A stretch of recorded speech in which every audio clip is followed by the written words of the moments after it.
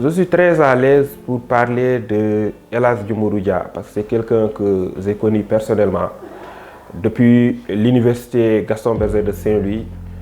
déjà en tant que syndicaliste, parce qu'il a eu à être le secrétaire général de la commission sociale des étudiants de Saint-Louis, une structure unique qui représente l'ensemble des étudiants de Saint-Louis. Une structure coiffée par la coordination des étudiants de Saint-Louis que moi-même j'ai eu à diriger en tant que syndicaliste au niveau de l'université. Après l'université, j'avais dit que je vais arrêter tout ce qui est syndicalisme et me concentrer sur ma carrière. Mais le soir où Djoumourou m'a appelé pour me dire que j'ai été pressenti pour être secrétaire général du syndicat unique des travailleurs du Trésor et que je voulais te compter parmi mes collaborateurs, je n'ai pas hésité une seconde parce que je connais la personne, je connais les qualités de la personne, je connais l'engagement de la personne. Monsieur Dia, notre secrétaire général, que j'ai connu bien avant le syndicat, car j'ai eu à travailler avec lui lorsqu'il était fondé de pouvoir à la TPR de Ziguinchor. J'ai vu un homme engagé, disponible et très professionnel. C'est quelqu'un qui s'est toujours battu pour les causes communes. C'est quelqu'un qui ne s'est jamais suffi de sa position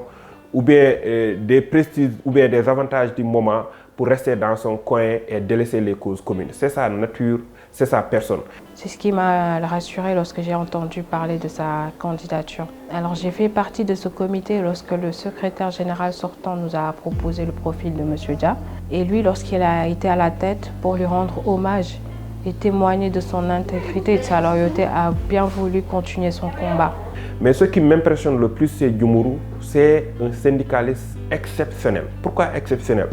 Parce que les syndicalistes d'habitude sont très bouillants, on le sent très chaud. Voilà. Mais Djoumourou, c'est un syndicaliste certes,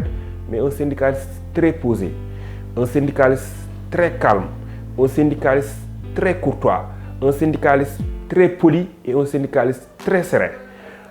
Quelle que soit la situation, Djoumourou ne panique jamais. Il nous est arrivé des moments où vraiment c'était très tendu, tout le monde paniquait, tout le monde était stressé, mais Djoumourou restait toujours calme, il restait toujours serein. À la limite, moi je me disais, voilà, est-ce que qui yegna li xaw sax en réalité. Aujourd'hui, je soutiens pour un second mandat M. Dia et lui souhaite une très bonne. C'est très difficile de parler de Djoumourou. En tout cas, comme je l'ai dit, moi ce que je retiens de lui, c'est un syndicaliste exceptionnel,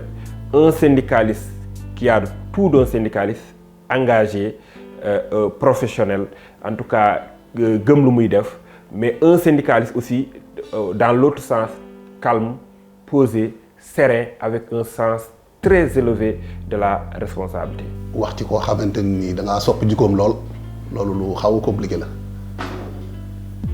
waaye El Hadj Djoumourou Dia, comme vous dites, moi je l'ai connu en 2022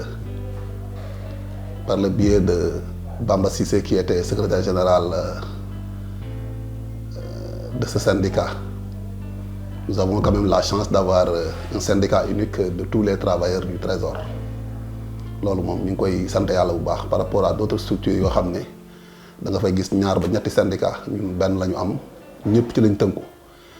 donc le syndicat unique moo tënk la DG ba ci agent bi gën a ndaw muy man mii di wax ak yéen.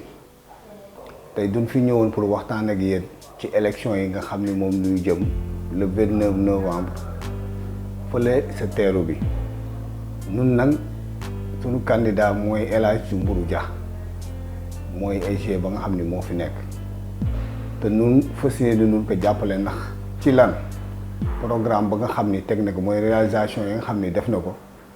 ak dossier yi nga xam ni mu ngi nekk en cours toll nun fa nga xam ni li jamono yi toll du ñu nekk crise économique ba nga xam ni dëkk bi metti na metti boo xam ni bu ñu taxawul suñu ay revendication wala yu bëri ya nga xam ni ñoo ngi koy ñaan du mën a yegg. El Hadj Djoumourou Dia, Bamba Cissé moom ko présenté comme je l'ai dit wax dëgg yàlla booba ak tey ñu jàppante ma nekk ay GAM topp ci ginnaawam la ma ko waxoon xaw ma ndax def naa ko wala déet mais en tout cas j'ai essayé mooy j'ai toujours voulu être très fidèle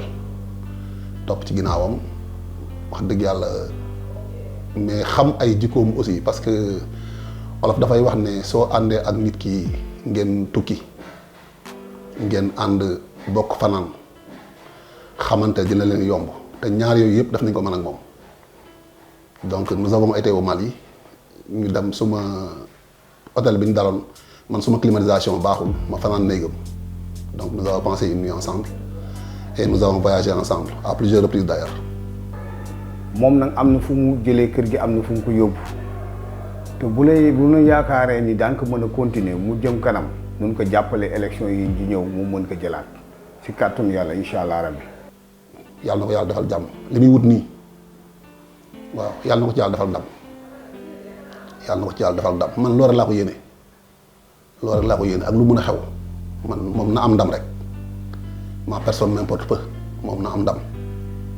wallahi lazim bu doon lu ñuy joxe comme li ma ko wax bu doon lu ñuy jël di ko teg ci loxo wallahi ma jël ko teg ko ci loxoom xam naa yéeneem xam naa fi mu bëgg a yóbbu kër gi xam naa fi mu bëgg a yóbbu trésor waaw xam naa yéene yi mu ci am yëpp